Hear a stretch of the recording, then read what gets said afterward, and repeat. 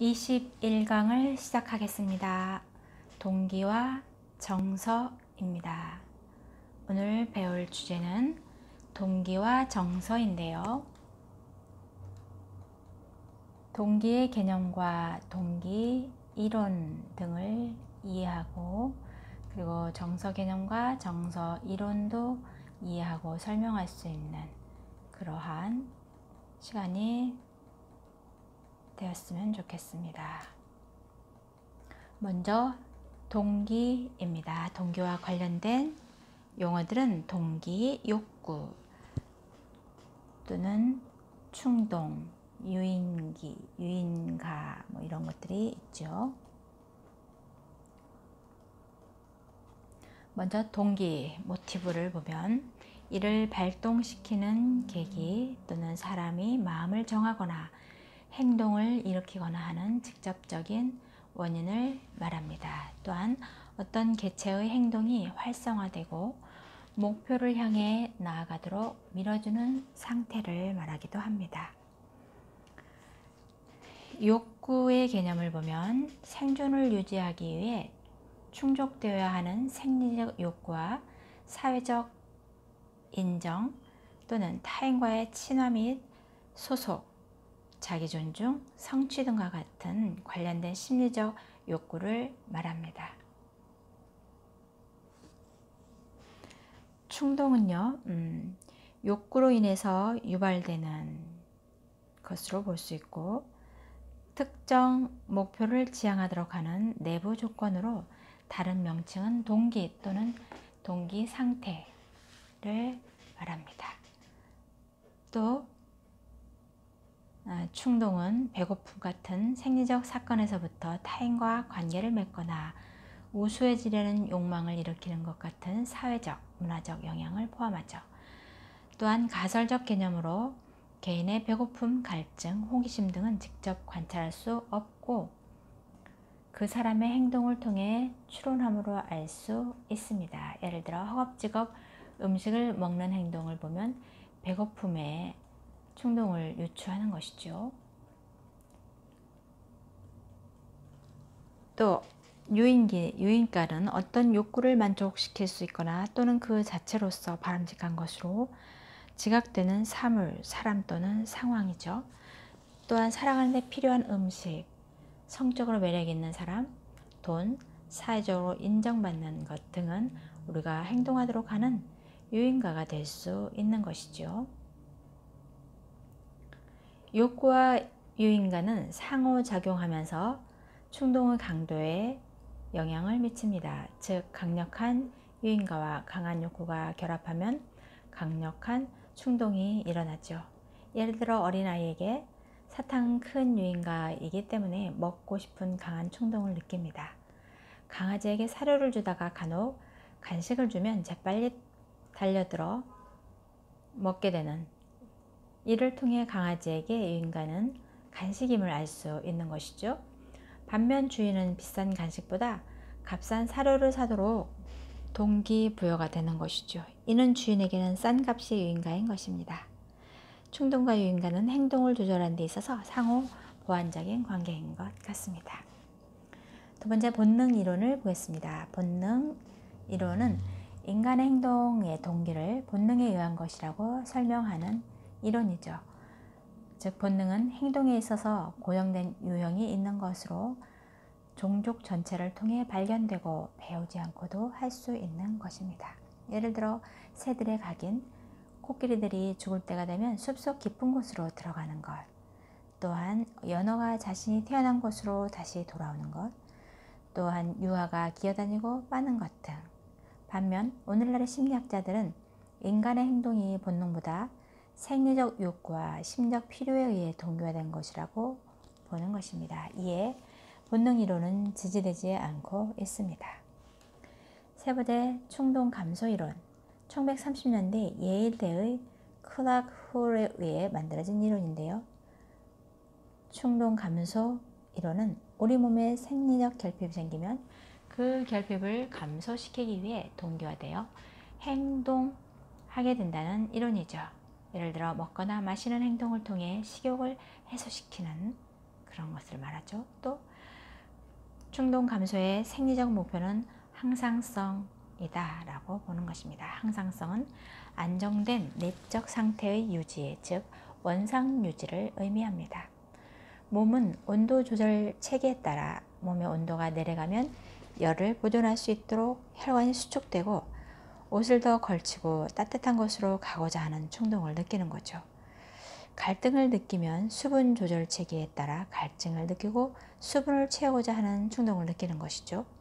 충동은 타고난 충동의 1차적 충동과 학습된 충동의 2차적 충동이 있습니다. 1차적 충동은 배고픔, 목마름, 고통 회피, 성충동 등이죠. 2차 충동은 경험을 통해 배운 충동으로 돈에 대한 충동, 좋은 물건에 대한 충동, 권력에 대한 충동 등이 있습니다. 충동 감소 이론의 한계를 보면 배고픔을 느낄 때 바로 음식을 먹기도 하지만 보다 맛있고 영양가 있고 멋진 음식을 먹기 위해 기꺼이 기다리기도 한다는 거죠. 이것이 충동 감소 이론의 한계로 보기도 합니다. 안전을 추구하는 생리적 충동과 무관하게 극지를 탐험하는 경우도 있습니다. 일상생활에서의 충동을 보면 항상성 기제의 비정상이 있는데 여기에 비만증은 식사량에 있어서 보통 사람보다는 높은 적정 수준을 가진 것으로 보입니다. 적정 수준이란 항상성을 유지하는 기제이죠. 거식증이란 먹는 것을 거부하는 증상을 나타내는 증상이죠. 너무 낮은 적정 수준 때문일 수 있다고 생각하기도 하지만 증거가 많지는 않습니다. 살을 빼려는 지속적인 행동, 체중 감소, 음식과 체중과 연관된 부적절한 집착, 음식을 다루는 기이한 행동, 살이 찌는 것에 대한 강한 두려움, 그리고 무월경 등을 주 특징으로 합니다. 식후 구토증이 있는데요. 엄청나게 음식을 먹고 난 후 토를 하는 증상, 이런 것들이 일상생활에서의 충동이라고 볼 수 있겠습니다. 또 모성애 충동이 있는데요. 모성애는 여성에게 타고난 충동인가 아니면 학습된 충동인가? 여기에 하등동물에서의 모성애 행동을 보면 하등동물의 경우는 부모적 행동은 타고난 것으로 호르몬에 의해서 통제됩니다. 어류 중 어떤 종류는 어떤 호르몬이 분비되면 위험한 상황에서 수컷이 새끼를 자신의 입에 담아 보호하기도 하죠. 그러나 호르몬 수치가 떨어지면 새끼를 통째로 먹어버리는 그런 경우도 있습니다. 쥐들의 부모적 행동은 에스트로겐, 프로게스테론, 프롤락틴의 통제하에 있습니다. 인간의 모성애적 행동은 학습된 것으로 봅니다. 남성이 아닌 여성이 아이를 기르는 것을 천직으로 생각하는 이유는 어린 시절 소녀들이 인형을 가지고 노는 것 등 놀이로 인해 유도된 것이라고 보는 것이죠. 이런 행동이 오랜 세월 끝에 여성의 역할로 자리하게 된 것으로 보는 것입니다. 다음은 각성 이론에 대해 보겠습니다. 각성 이론은 인간 행동의 동기를 각성을 유지하기 위한 것으로 보는 이론입니다. 감각 박탈 실험을 통해 1950년 McGill이라고 대학교 학생들을 대상으로 실시된 실험이죠.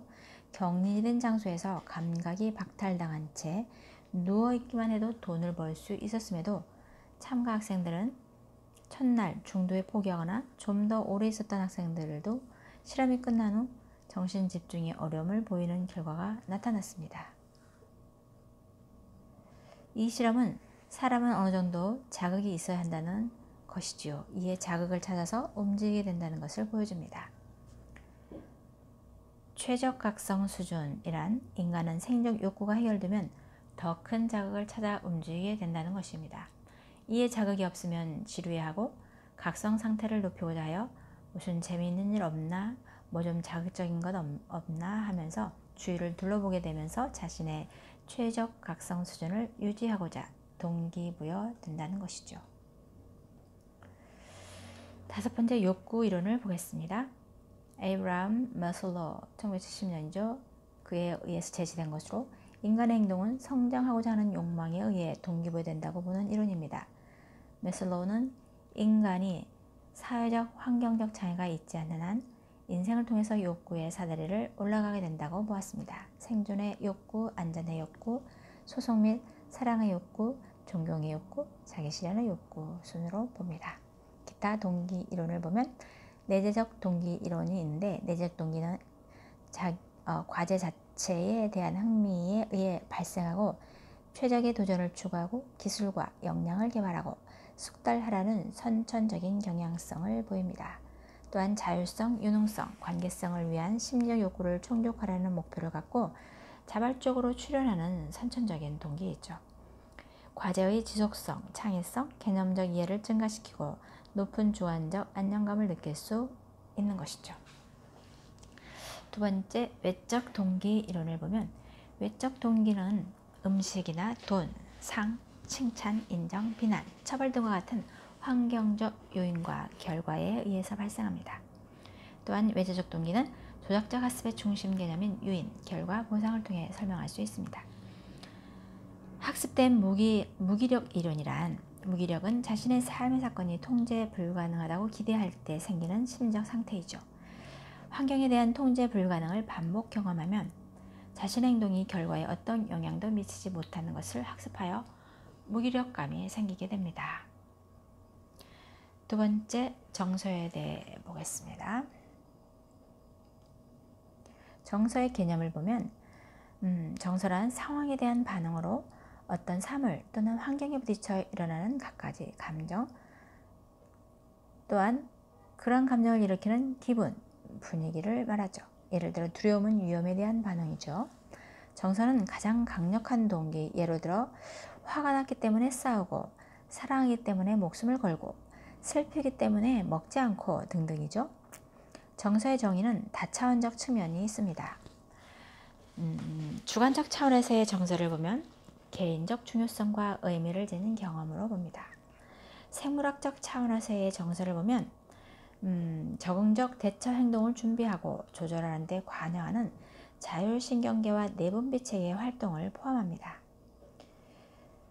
또 기능적 차원에서의 정서는 정서 경험은 개인이 상황에 적절한 대처 반응을 하려는 욕구를 발생시킴으로써 생존에 도움을 주게 되죠.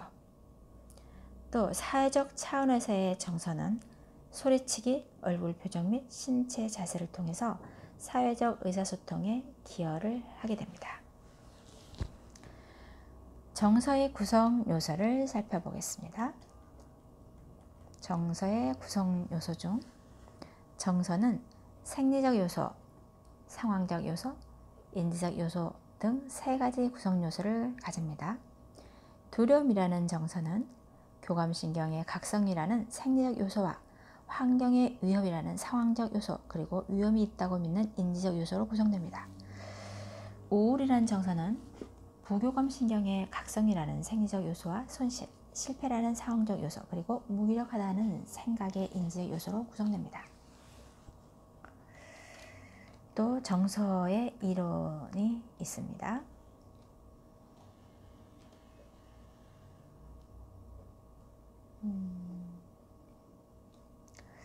왜 인간은 행복, 슬픔, 공포 혹은 혐오를 느끼는가?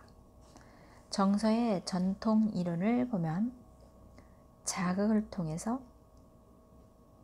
지각을 하게 되고, 그리고 정서적인 공포를 느끼게 되고, 그리고 신체 각성 및 반응, 심박률이 증가하면서 도망을 하게 되죠. 자극에 대한 지각이 발생하고 그에 따라 정서가 생겨나면서 그 이후에 신체 각성 및 반응이 따라온다고 보는 이론입니다. 제임스 링게이 이론은 자극을 통해서 만약에 자극을 통해 곰이 나타났어요. 그러면 지각을 합니다. 위험을 자극하고 신체 각성 및 반응을 통해서 심박률이 증가하면서 도망하죠. 그리고 정서는 공포를 느끼게 되죠. 제임스는 정서는 사건에 직면하여 발생한 내장기관의 반응과 외현적 행동, 도망 등에 대한 지각을 정서로 보는 것입니다. 예를 들어 울기 때문에 슬프고 도망하기 때문에 무섭고 이런 것들을 말하죠. 랑게도 유사한 입장을 취했습니다. 제임스 랑게 이론은 자극에 직면하여 발생한 내장기관의 변화나 나타나는 행동에 대한 지각 결과가 정서 경험이라고 보는 입장입니다. 삭터와 싱어 이론을 보겠습니다.